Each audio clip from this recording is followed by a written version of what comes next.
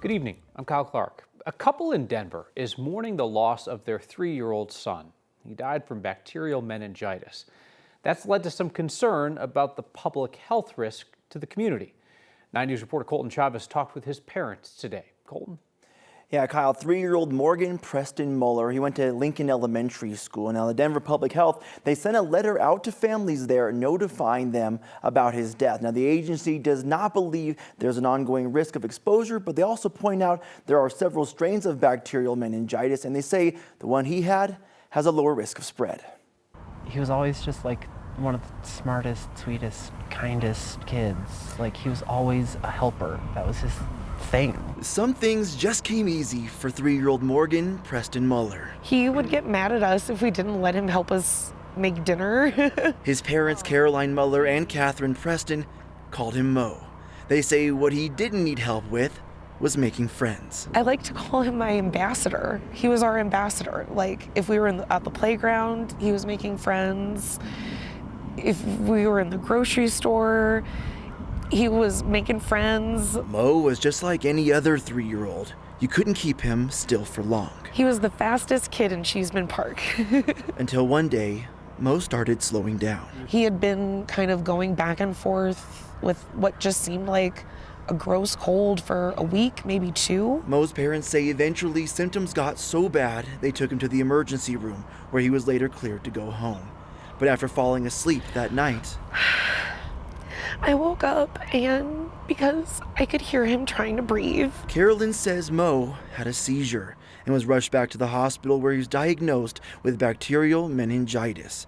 Mo passed away 2 days later. The most common thing for kids or adults is going to be fevers, neck stiffness, photophobia, so light sensitivity, confusion, altered mental status, and seizures are really the big things we look for. Dr. Chris Post, the medical director at Advent Health Parker, had nothing to do with Mo's treatment, but gives us a better idea of how to treat a brain infection. It's difficult to get antibiotics in there. It's difficult to treat those things. Mo's parents say that's why they're treating the loss of their son as a way to give back. With Mo, all you really had to do was ask nicely, and he would share. Both Carolyn and Catherine say they donated their son's organs. We wanted to, honor who he was and have him help as many people as he could. So even after Mo is gone, he is still their little helper.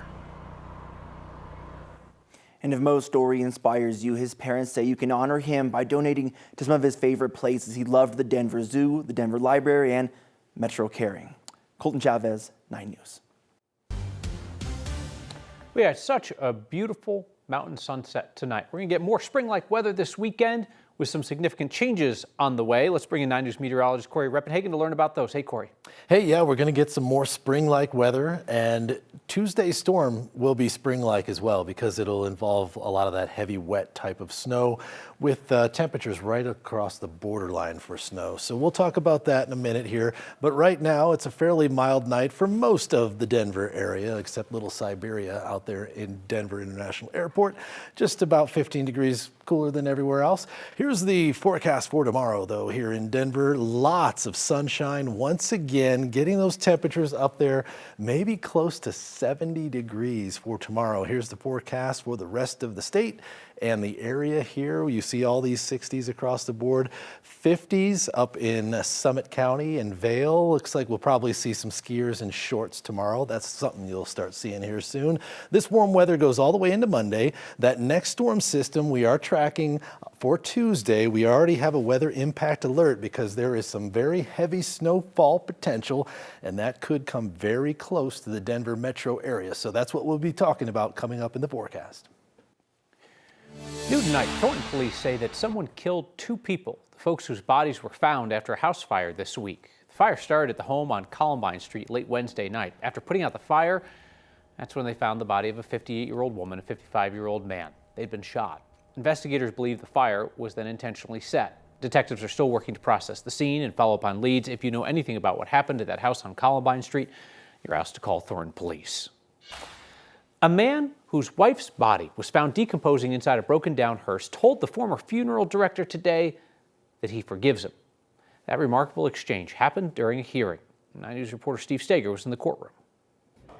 I just told him it was quite a journey. Miles Harford has had quite a journey to courtroom 5F on this Friday morning, one filled with delays and obstacles. A little more than a year ago, the former funeral director, known for his sharp wardrobe, was in a jumpsuit, appearing before a judge, accused of keeping Christina Rosales' decomposing body inside a broken-down hearse in the backyard of a home and giving her family someone else's ashes, all as his once thriving funeral business crumbled.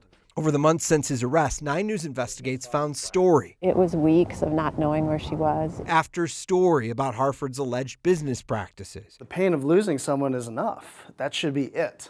That should be the pain that you go through, not the pain of dealing with some guy who's messing with remains. Prosecutors heard some of those stories too, adding more charges from victims alleging Harford took their money to pre-planned funerals. We didn't know we were going to have to redo everything and lose our money. And others who said their loved ones' remains had been mishandled. I didn't want to think that he was one of those boxes, being stored in some weird place, in some weird plastic box. Which brings us to Friday morning in courtroom 5F. Sat next to him and he was just as stiff as a board. He just didn't want to even give me a response at first. When George Rosales sat next to the man accused of mishandling his wife's body. I didn't want to hound him, just wanted him to know that he can do good. After a little while, I told him, I do forgive you for what you've done, but I'm glad that you're a man and standing up for your crimes and you're facing justice. In court, Harford was expected to address a possible plea deal, but instead asked for another delay and got it. With him not having a criminal record and him not doing anything, and if he's remorseful and it really strides to help the victims that he's impacted, I think that a plea deal would be good. This long journey continues. In Denver, Steve Stager, 9 News.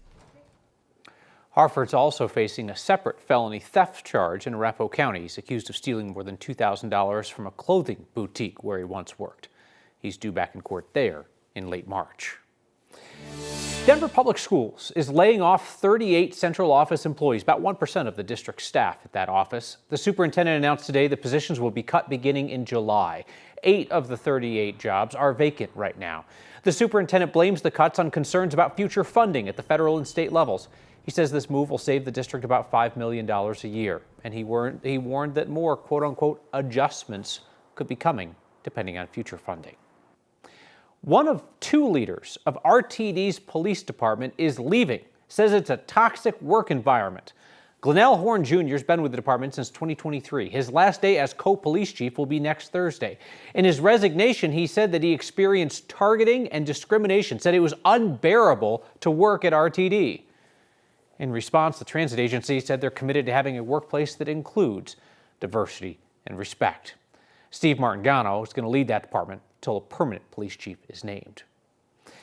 There's a pet rescue facility in Inglewood. It's being shut down. Police served moms and mutts with a suspension order today.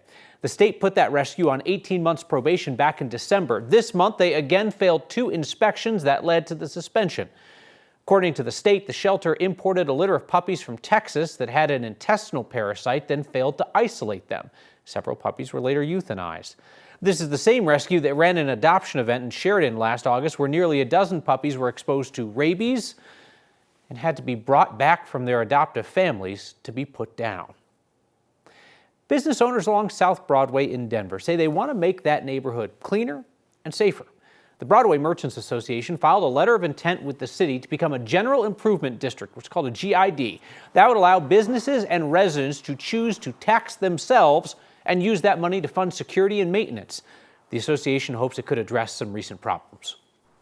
Every time that something like this happens, it makes all of those other struggles that I myself and most other restaurant owners contend with on a daily basis, it makes it that much more of an uphill battle. To become a GID, they'll need to submit an application, get people to sign a petition, and then eventually put it up for a public vote in the neighborhood.